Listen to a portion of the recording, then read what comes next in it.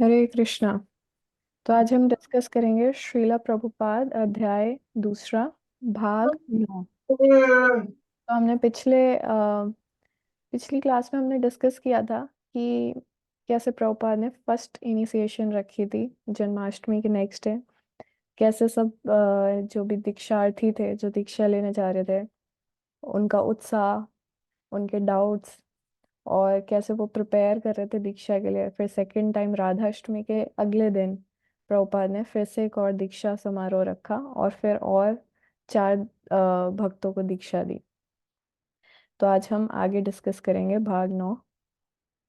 नमो विष्णुपादाय कृष्ण पृष्ठाय भूतले श्रीमते लोकनाथ स्वामी निति नामिने। नमो विष्णुपादाय कृष्ण पृष्ठाय भूतले श्रीमते भक्ति वेदांत स्वामी निति नामिने। नमस्ते सारस्वते देवे गौरवाणी प्रचारिणे निर्विशेष शून्यवादी पाश्चात्य देश तारिणे। वाञ्छाकल्पतरुभ्यश्च कृपा सिन्धुभ्येव च पतितानां पावनेभ्यो वैष्णवेभ्यो नमो नमः। जय श्री कृष्ण चैतन्य प्रभु नित्यानंद श्री अद्वैत गदाधर श्रीवासादि गौर भक्त वृंद। हरे कृष्ण कृष्ण कृष्ण हरे हरे, हरे राम राम राम हरे हरे। मुखं करोति वाचालं पंगुं लंघायते गिरिं यत्कृपा तमहं वन्दे श्रीगुरून् दीनतारिणं परमानंद माधवं श्री चैतन्य ईश्वरम्। तो प्रभुपाद ने दीक्षा समारोह के अगले दिन अब राधा अष्टमी के अगले दिन दीक्षा समारोह था। और अब भक्तों में एक नया एंथुजियाज्म था। अब दीक्षार्थी भक्त हैं वेस्टर्न वर्ल्ड में प्रभुपाद के। तो एक बार एलन गिन्सबर्ग थे, वो वहाँ के बहुत फेमस पर्सनालिटी थे। तो वो एक बार एक रास्ते से जा रहे थे ईस्ट 10th स्ट्रीट से होके, और एक बार उन्हें एक इनविटेशन मिलता है, उस पर लिखा होता है इस साउंड वाइब्रेशन का, इस ध्वनि का, दिव्य ध्वनि का अभ्यास करें। हरे कृष्णा कृष्ण कृष्ण हरे हरे, हरे राम राम राम हरे हरे। उस पत्र पे ये लिखा होता है। और फिर लिखा होता है कि इस ध्वनि से आपके हृदय के दर्पण की धूल साफ हो जाएगी। आप हमारे अंतर्राष्ट्रीय कृष्ण भावनामृत संघ की क्लासेस में आइए 7 AM डेली, और मंडे वेडनेसडे फ्राइडे शाम को 7 बजे। और उसमें एक इनविटेशन होता है कि आप सब आइए अपने फ्रेंड्स के साथ। तो जब एलन गिन्सबर्ग ये पढ़ते हैं तो वो बहुत अट्रैक्ट होते हैं। और ये उनको कैसे मिला था, क्योंकि प्रभुपाद के जो वहाँ डिसाइपल्स थे, प्रभुपाद ने उनको इंस्ट्रक्शन दिया कि आप ऐसे इनविटेशन कार्ड्स बना के रोड पे जाके डिस्ट्रीब्यूट करो। तो ऐसे करके फिर एलन गिन्सबर्ग को ये मिलता है। फिर वो अपने रूममेट के साथ, उनके रूममेट थे पीटर, उनके साथ उस छोटे से स्टोर फ्रंट में पहुंचते हैं। क्योंकि एलन जो थे ना, वो हरे कृष्ण महामंत्र से बहुत सालों पहले अवगत थे थोड़े। और कई बार एक बार वो भारत में इलाहाबाद में कुंभ मेला में गए थे, तो उन्होंने सुना था। उसके बाद वो कई बार उसको गाते रहते थे, गुनगुनाते रहते थे। और वो फेमस पर्सनालिटी थे। फेमस वो इन लोगों के बीच में थे जो ड्रग एडिक्ट्स थे, हिप्पीज थे।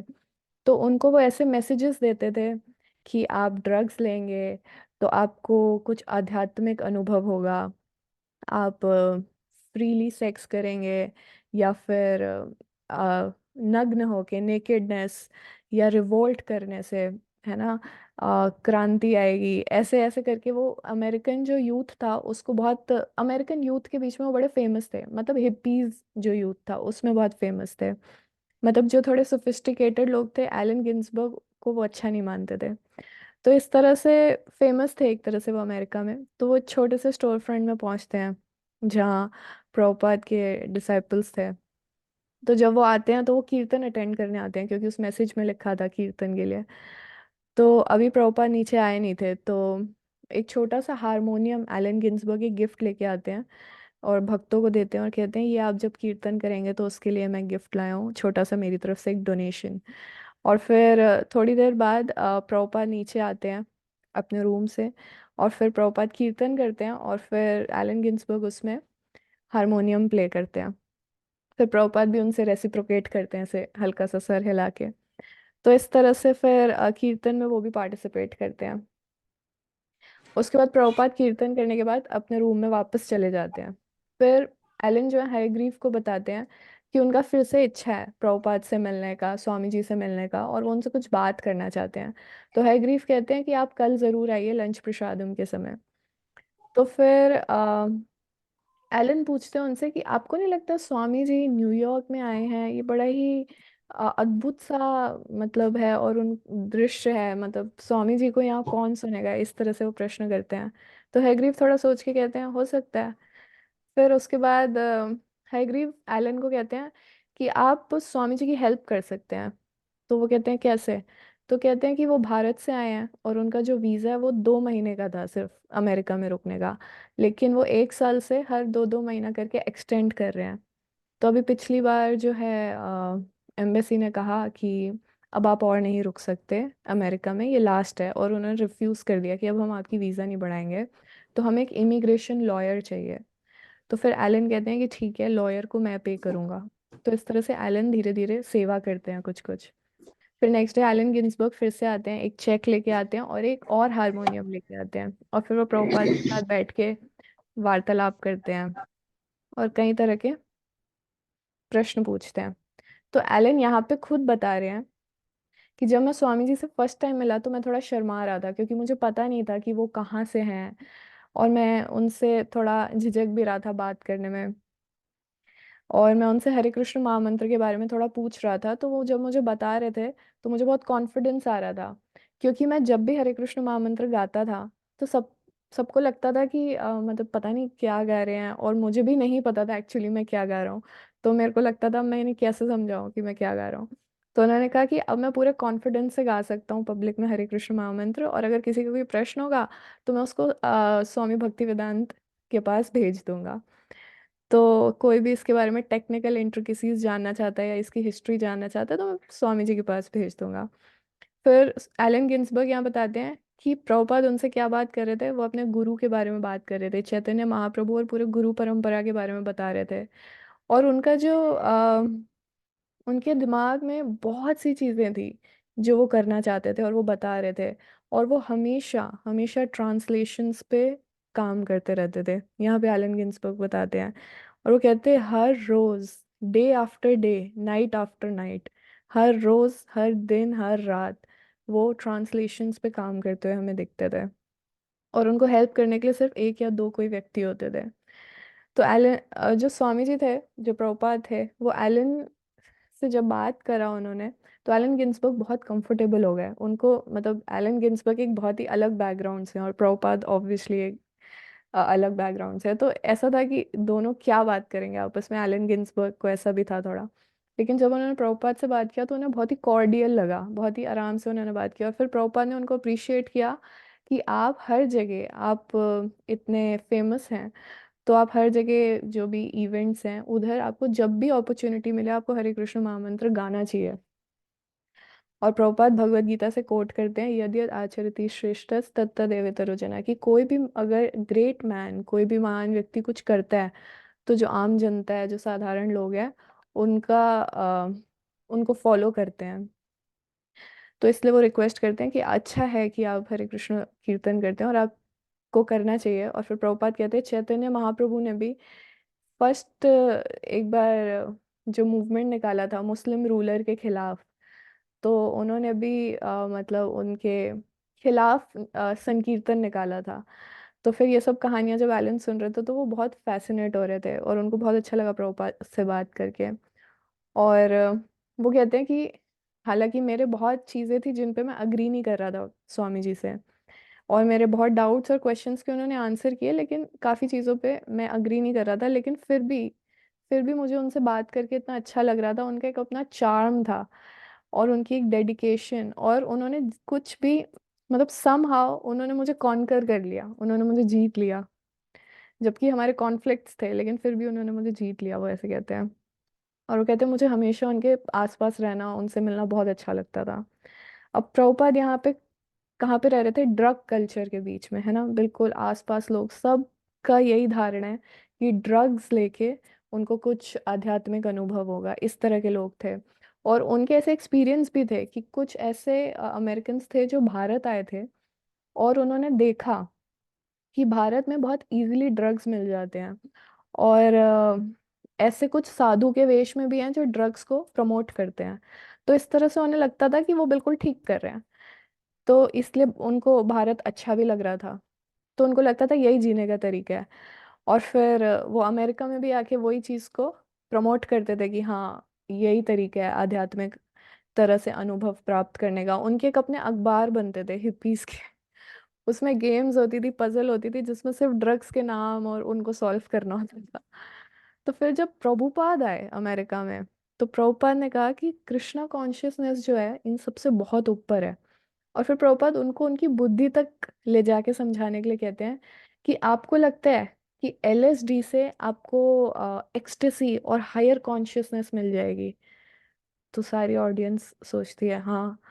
तो प्रभुपाद कहते हैं तो फिर आप सोचो एक पूरा कमरा एलएसडी से भरा हुआ, ड्रग से भरा हुआ, कृष्णा कॉन्शियसनेस बिल्कुल वैसे है। तो फिर वो कहते हैं अच्छा, तो बड़े अट्रैक्ट होते हैं कि अच्छा कृष्णा कॉन्शियसनेस इससे भी बहुत ऊपर है। तो फिर ऐसे बहुत लोग आते थे प्रभुपाद के शिष्यों से पूछते थे। करके देख लो, दिखेगा ही नहीं वो कर रही हो क्या। तो ऐसे बहुत लोग आते थे जो प्रभुपाद के शिष्यों से पूछते थे कि क्या ये चैंटिंग करके आप हाई होते हो, मतलब आपका कुछ मतलब जैसे आई डोंट नो हाई का हिंदी, लेकिन क्या आपको मतलब बिल्कुल इस यहाँ से मतलब प्रेजेंट सिचुएशन से आपको कुछ लगता है कि आपको कुछ अपलिफ्ट हुआ, कुछ आपको अलग लग रहा है। तो वो कहते हैं कि हाँ हमें लगता है। और चैंटिंग से जब हम हाई होते हैं तो परमानेंट हो जाते हैं हाई, फिर हम नीचे नहीं आते कभी। तो तुम्हें भी ट्राई करना चाहिए। तो फिर ऐसे एक कॉलेज था बहुत बड़ा वहाँ पे, हाँ हार्वर्ड साइकोलॉजी डिपार्टमेंट में दो टीचर्स थे, टिमोथी एंड रिचर्ड। तो इन दोनों ने बहुत स्टडी की थी। ये प्रोफेसर्स थे बहुत बड़ी यूनिवर्सिटी में। इन्होंने बहुत स्टडी की थी कि ड्रग के क्या इफ़ेक्ट्स होते हैं, और उस पे इन्होंने बड़े आर्टिकल्स लिखे और उसको बड़ा प्रमोट किया कि ड्रग्स एलएसडी इन सब से आपको आत्म साक्षात्कार होता है, आपको कंप्लीट फील होता है। तो ये सब जब वो कर रहे थे तो उनको हार्वर्ड यूनिवर्सिटी ने निकाल दिया, प्रोफेसर नहीं रखा फिर। लेकिन जब वो निकल गए वहां से तो वो रुके नहीं, उन्होंने अपना एक वो खोल लिया ऑर्गेनाइजेशन, अपनी कम्युनिटी खोल ली, जिससे वो ये प्रीच करते थे कि एलएसडी से ही मतलब आपको अच्छा लगेगा, कंप्लीट फील करेंगे, आत्म साक्षात्कार होगा। तो फिर उनकी कम्युनिटी के लोगों को पता चला कि यहाँ कहीं स्वामी जी आके कोई आए हैं इंडिया से, भारत से, और वो प्रीच कर रहे हैं कि सिर्फ चैंटिंग से आपको आत्म साक्षात्कार हो जाएगा। तो फिर उधर से उस ग्रुप से 10 हिप्पीज आते हैं प्रभुपाद के कीर्तन में, और फिर वो कीर्तन में पार्टिसिपेट करते हैं नॉर्मली।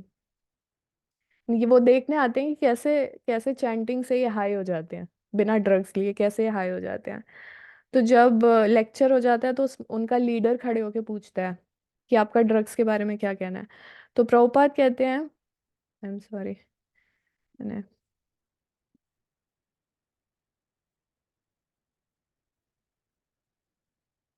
हाँ, तो प्रभुपाद कहते हैं ड्रग्स जो हैं वो आध्यात्मिक जीवन के लिए आवश्यक नहीं है। तो स्पिरिचुअल कॉन्शियसनेस जो है इसके बिना आ सकती है।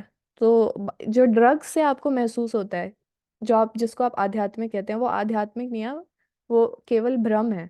भगवान का साक्षात्कार करना इतना सस्ता और इतना आसान नहीं है कि आपने कोई गोली खा ली या ऐसे धुआं उड़ा लिया, स्मोकिंग कर लिया तो इससे आपको भगवान का साक्षात्कार हो जाएगा, ऐसा नहीं है।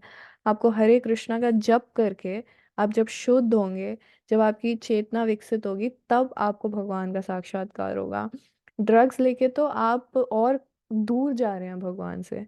ये आपकी कवरिंग और बढ़ा रहा है कॉन्शियसनेस पे, ये आपके आत्म साक्षात्कार में बाधा है। तो फिर वो क्वेश्चन करता है तो क्या आपने कभी एलएसडी लिया है? तो प्रभुपाद कहते हैं नहीं। तो कहते हैं, जब आपने नहीं लिया तो फिर आप कैसे कह सकते हैं? तो फिर वो आपस में हिप्पीज हंसने लगते हैं, उन्हें लगता है अब हमने प्रभुपाद को चेकमेट कर दिया, अब इसका जवाब वो नहीं दे पाएंगे।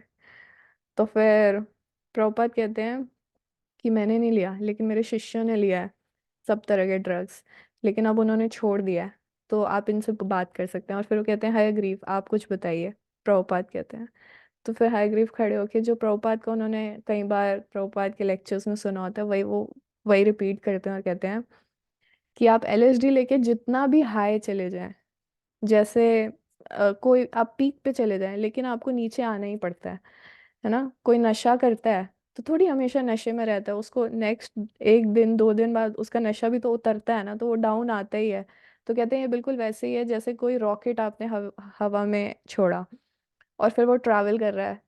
तो वो जितना भी दूर ट्रैवल कर ले, लेकिन एक दिन तो उसको वापस आना पड़ेगा ना, ऐसा तो है नहीं वो हमेशा आसमान में रहेगा। तो वो कहते हैं एलएसडी भी बिल्कुल वैसा ही है। आप जितना भी उससे सोचो मैं स्पिरिचुअल हो रहा हूँ, स्पिरिचुअल हो रहा हूँ, लेकिन अगले दिन आप वापस मटीरियली मिलेंगे। लेकिन वो कहते हैं कि स्पिरिचुअल और कृष्णा कॉन्शियसनेस जो है वो हमेशा आपको हाई रखता है। आपको वापस मतलब इन मटीरियल प्लेन से आपको जब वो ऊपर उठाता है तो ऐसा नहीं है कि वापस होश आया। तो बहुत मतलब मटीरियली सब कुछ है। स्पिरिचुअल मतलब परमानेंट स्पिरिचुअल। तो इस तरह से वो समझाते हैं कि you can stay high for ever. तो फिर जब ये क्लास हो जाती है तो फिर सारे डिसाइपल्स प्रभुपाद के रूम में होते हैं और डिस्कस करते हैं कि कृष्णा कॉन्शियसनेस कितना अच्छा है, we can stay high forever, we no more coming down, वापस आने की जरूरत नहीं है। तो फिर इस तरह से उनके मन में एक आइडिया आता है कि अब जो हम नया पोस्टर बनाएंगे सर्कुलेट करने के लिए, तो उसमें हम डालेंगे stay high forever, no more coming down. और आप कृष्णा कॉन्शियसनेस का अभ्यास करें और आपकी जो चेतना है वो इस ध्वनि से, दिव्य ध्वनि से विकसित होगी, हरे कृष्णा कृष्ण कृष्ण हरे हरे, हरे राम राम राम हरे हरे। तो ये सर्कुलेट होना शुरू होता है। तो फिर कोई थोड़ा सा ऑब्जेक्शन करता है कि प्रभुपाद ये बहुत ही ज्यादा हिप्पी मेंटालिटी है, stay high forever, no more coming down. तो ऐसा कृष्ण कॉन्शियसनेस ऐसे प्रीच नहीं करना चाहिए। तो प्रभुपाद कहते हैं नहीं, it's all right. Srila Prabhupada की जय।